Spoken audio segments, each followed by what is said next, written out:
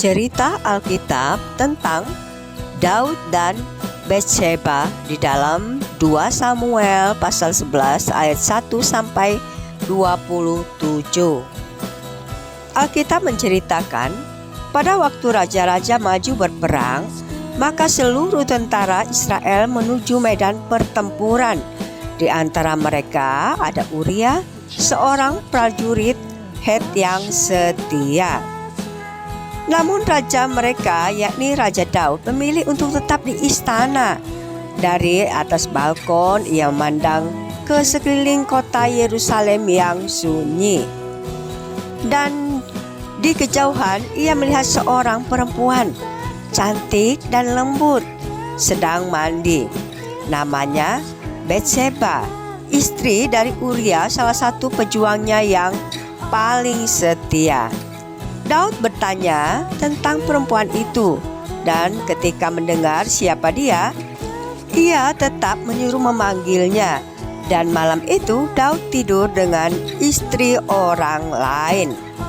Beberapa minggu berlalu, Batsheba mengirim pesan kepada Daud. Katanya, "Aku mengandung." Ketika kabar itu datang, hati Daud gelisah. Ia tidak ingin dosanya terungkap, maka ia menyusun rencana, yaitu Uria dipanggil pulang dari medan perang.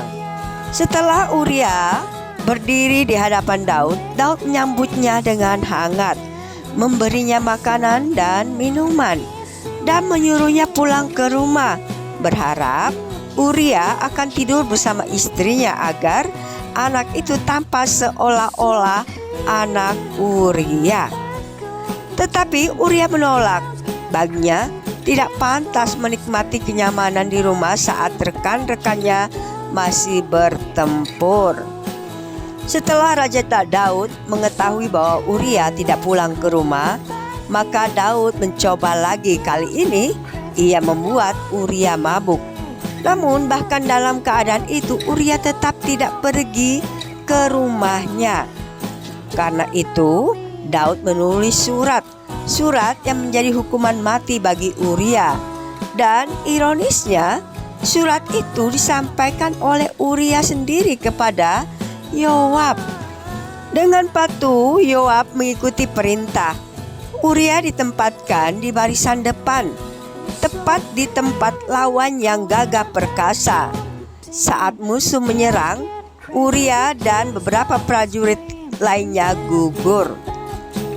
Berita itu sampai ke Yerusalem. Ketika Batsheba mendengar bahwa suaminya telah mati, ia meratap dan menangis karena kehilangan pria yang ia kasihi.